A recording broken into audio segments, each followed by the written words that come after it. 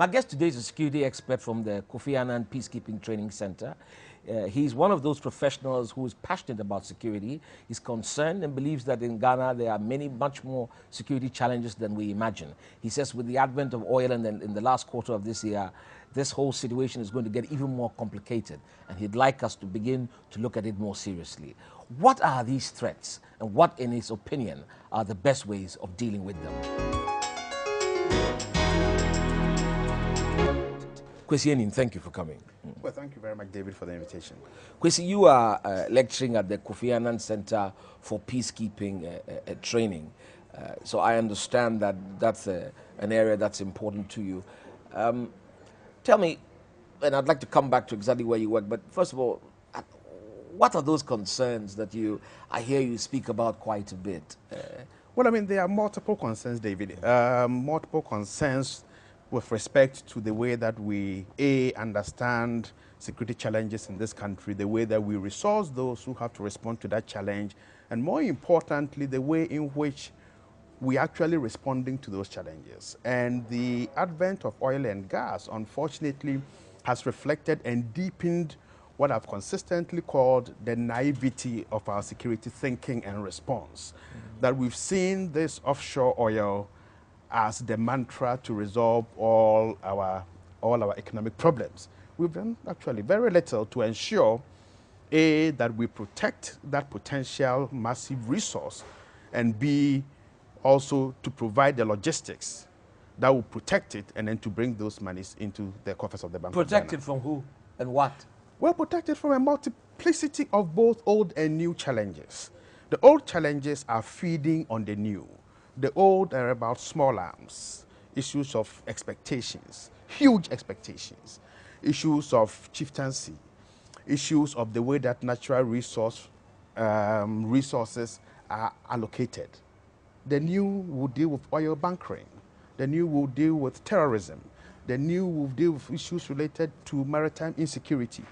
We've got to ensure, and we've got to be bold and open-minded about this, that the potential for the money to come into this country will also attract some veritable bad nuts.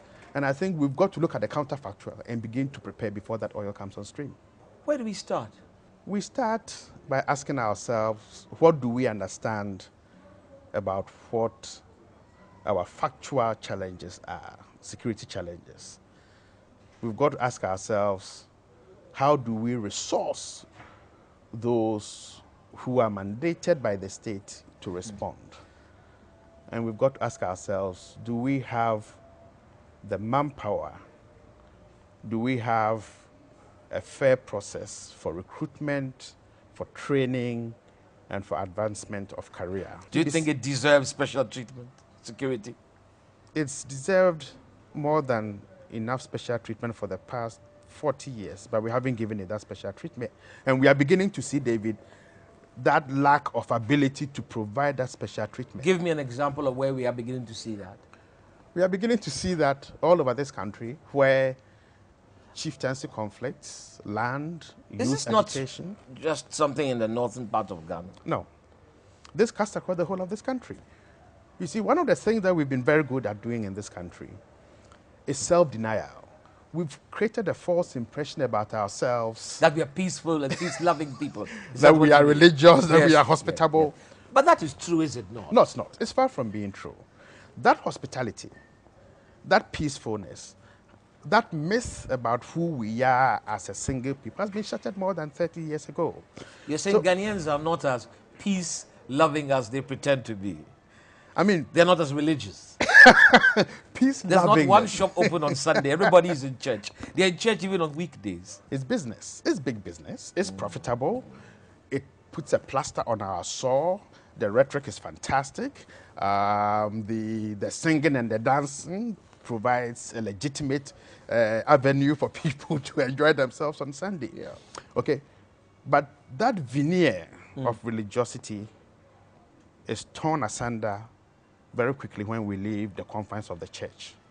Okay, but I don't want this to make it part of the a discussion about the church, David. Yes, and I know I just want to preempt you before you say I so. appreciate it. But it creates the context. It creates the context within which we deceived ourselves. That's what I mean. That we are so peaceful that the budgetary allocations that should go to the security agencies and that nuance that should come into the way that they perform their work and the way that we expect them to perform and to engage them, it's just not there. The security agencies need more resources?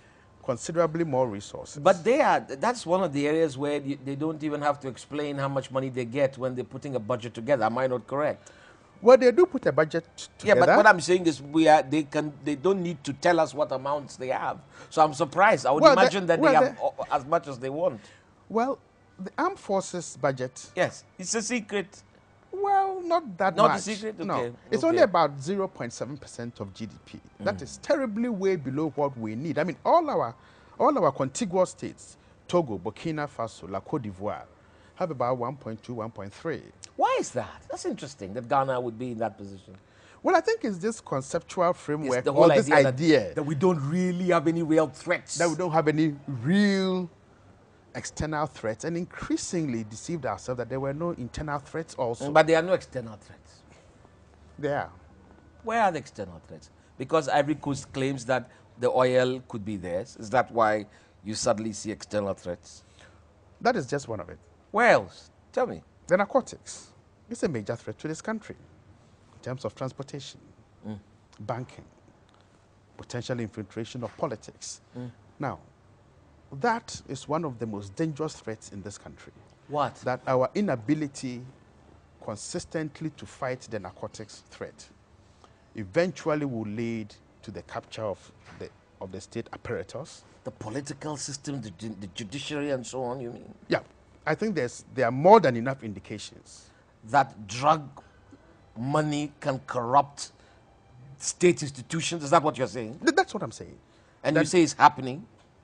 Well, if the Amoating case is anything to go by, and the rhetoric that came on around the Amoating case, and if you read the Hansard, one wonders whether those who were arguing in Parliament about Amoating, captured in the Hansard, knew what they were talking about, or they wanted to throw dust into the eyes of the people of this country, one. Two, we know that one of the public agencies that I respect deeply, until recently was very badly, deeply infiltrated, the Ghana Police Service.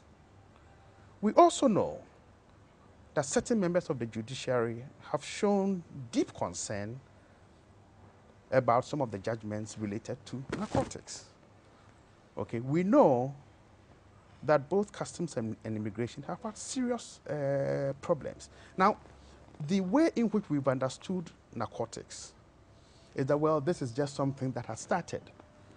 This is a 50-year-old investment into the infrastructure of this country to enable the shift and the flow. So we've only not just become a transit point, we've also become a veritable redistribution point.